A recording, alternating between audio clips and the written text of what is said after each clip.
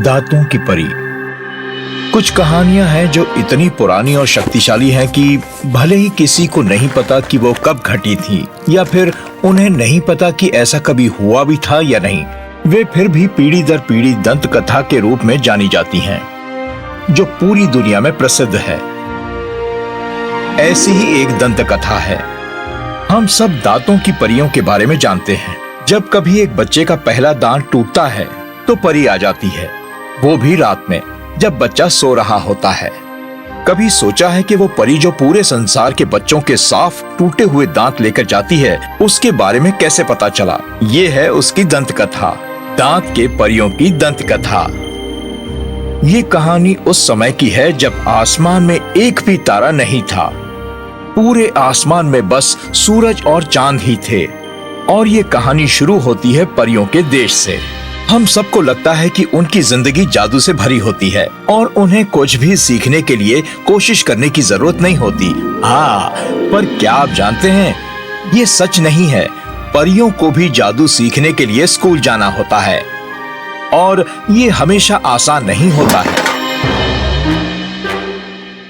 Hilda! उप्स, माफ करना, मैं बहुत माफी चाहती हूँ। मैं इसे साफ कर देती हूँ, अभी कर देती हूँ। रहने दो, मैं कर लूंगी। हिल्डा, यहाँ आओ। तुम इस फूल को आकार देने की कोशिश करो। खैर, उप्स, नहीं।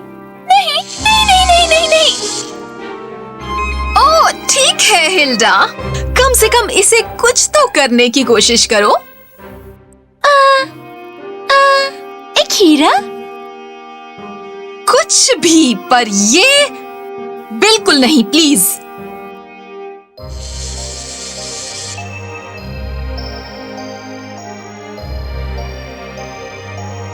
मैं सच कह रहा हूँ हिल्डा, कोई भी तुम्हारी तरह चीजों को बदल नहीं सकता जैसा तुम करती हो। और तुम तो एक फुलझड़ी हो। फुलझड़ी? वो क्या होता है? जो चमक और दमक तुम दे सकती हो किसी भी चीज को, कोई भी ऐसा नहीं कर सकता फेरीलैंड में। तुम एक असली फुलझड़ी हो। सुनो हिल्डा, आज सुबह सूरज को थोड़ा टचअप की जरूरत है। यहाँ आ जाओ जल्दी से, इसे थोड़ा और चमक दो। आप मुझसे कह रहे हो सूरज को चमक देने के लिए?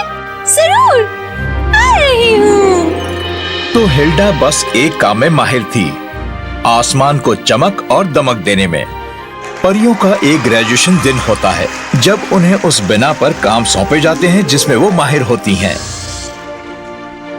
उस दिन हिल्डा जल्दी उठ गई, एक खूबसूरत और रोमांचक सुबह का स्वागत करते हुए। वो बहुत उत्सुक थी क्योंकि आज के दिन ही उसे संसार में उसकी जिम्मेदारी सौंपी जाएगी। वो ग्रेजुएशन हॉल पहुंचने के लिए बेताब थी। वो तैयार हुई और उस विशाल आसमान में उड़कर निकल गई। ओह, उसे उड़ना बहुत पसंद था। उसका बस चलता तो वो पूरी दुनिया भर में उड़ती रहती और कभी नहीं रुकती। वो अपने चेहरे पर ठंडी हवा को महसूस कर सकती थी और साथ ही हवा में अपने पंखों को उड़ाते हुए भी। पर अचानक उसने एक चीख सुनी। मेरा बच्चा पेड़ से गिर गया है, वो उड़ नहीं सकता। मदद करो, कोई तो उसकी मदद करो। मैंने इसे पकड़ लिया। ओह, बेचारी चिड़िया, तुम बहुत डर गई हो ना? अब तुम सुरक्षित हो। चलो, मैं तुम्हें वापस अपने घोंसले पर ले जाती हूँ। थैंक यू परी। आप बीमार हो? ये तो बस मौसम की वजह से है। मैं बहुत जल्दी ठीक हो जाऊंगी। ओह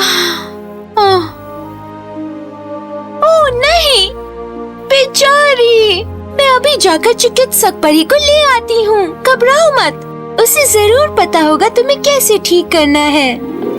तो हिल्डा उस चिकित्सक परी के घर उस चिड़िया को लेकर आई। चिकित्सक परी को कुछ ओस की बूंदों की जरूरत थी दवाई बनाने के लिए। हिल्डा जल्दी से उसके लिए सूरज से कुछ ओस की बूंदें ले आई ताकि वो चिड़िया जल्दी से ठीक हो जाए। इसे जल्दी ले लो और कुछ ही देर में तुम बेहतर महसूस करोगी। आपका बहुत बहुत शुक्रिया। हिल्डा का शुक्रिया करो तुम्हें यहाँ लाने के लिए। सच में तुम बहुत ही अच्छी हो हिल्डा। कोई बात नहीं। अरे मैं तो भूल ही गई, मैं अपनी ग्रेजुएशन के लिए बहुत ही ज्यादा लेट हो गई हूँ। बाय, अपना ख्याल रखना। हिल्डा सच में अपने ग्रेजुएशन के लिए बहुत लेट हो गई थी। जब तक वो वहाँ पहुँची सभी काम सौंपे गए थे। क्या सभी परियों के काम सौंपे गए हैं? फिर मैं क्या करूंगी? हम तुम्हारे लिए जरूर कुछ ना कुछ सोच लेंगे हिल्डा, घबराओ मत। मैं सिर्फ एक ही काम में माहिर हूँ और वो है चीजों को चमक और दमक देना और एक चीज को दूसरे में बदल देना। क्या मैं मिट्टी को सोने में बदल दूं? सोना? हाँ नहीं, हमें मिट्टी की जरूरत है पेड़ और जंगल और फूलों को बढ़ने के लिए। ओह हाँ, सॉरी। क्या मैं सब कुछ चमकदार बना दूं?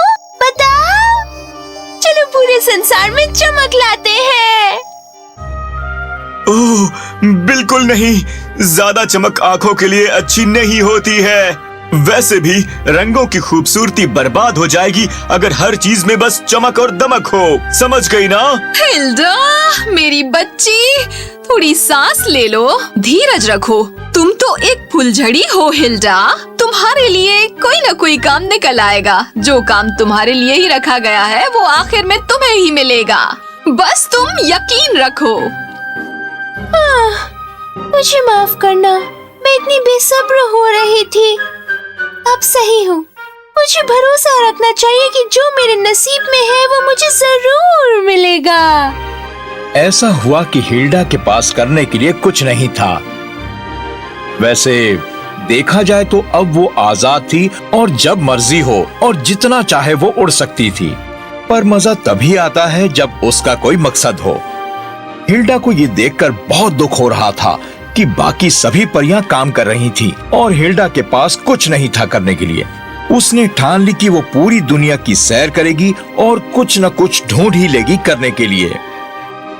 एक रात जब वो आसमान में उड़ रही थी, उसने एक चीख सुनी। माँ, देखो क्या हुआ। क्या हुआ मेरी बच्ची? मेरा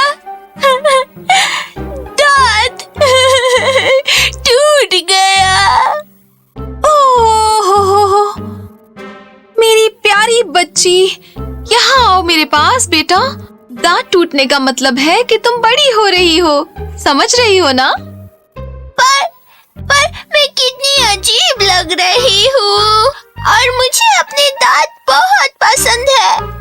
ओह, तुम वैसी ही दिख रही हो जैसा तुम्हें दिखना चाहिए बेटा। जब बच्चे बड़े होते हैं तो सभी के दूध के दांत गिर जाते हैं। बहुत ही जल्दी पुराने दांतों की जगह नए दांत आ जाएंगे। सबके साथ ऐसा ही होता है। सच में? हाँ, और तुम्हारे नए दांत और भी ज्यादा मजबूत होंगे। इस तरह कुदरत तुमसे कहना चाहती है कि तुम अब बड़ी हो रही हो। सच में? ये तो अच्छी बात है। एक काम करो, क्यों ना तुम अपने टूटे दांत को अपने तकिए के नीचे रख दो। इस तरह तुम्हें ऐसे ऐसे सपने आएंगे जिसमें तुम एक बहुत बहादुर और शक्तिशाली लड़की बन जाओगी। ठीक है, ओके, मैं ऐसा ही करती हूँ। तो राजकुमारी ने टूटे हुए दांत को अपने तकिए के नीचे रख दिया और अच्छे से सो गई। हिल्डा ये सब काफी देर से देख रही थी। उसे ये आइडिया बड़ा पसंद आया कि दांतों का टूटकर गिरना कुदरत की ओर से ये संदेश है कि बच्चे अब बड़े और मजबूत हो रहे हैं। पर एक बात उसे समझ नहीं आ रही थी। हाँ, एक बार जब दांत टूटकर गिर जाते हैं फिर उनका क्या होता है? और अचानक उसके दिमाग में एक आइडिया आया। क्या हो? अगर मैं उन दांतों को बदल दूं? एक वाह! इससे आसमान और भी सुंदर लगने लगेगा। लेकिन रुको, मैं ऐसे ही दांत को नहीं ले सकती हूँ। उस पर मेरा कोई अधिकार नहीं है। उसी समय हिल्डा ने बाग में एक पत्ते को गिरते हुए देखा। हिल्डा उस पत्ते के पास उड़कर गई, उसे सिक्के में बदल दिया और वापस राजकुमारी के कमरे में आ गई। मैं तुम्हारी टूटी दांत को लेती हूँ और बदले में तुम्हें ये देती हूँ, एक तोहफे के रूप में। अच्छे से सोना।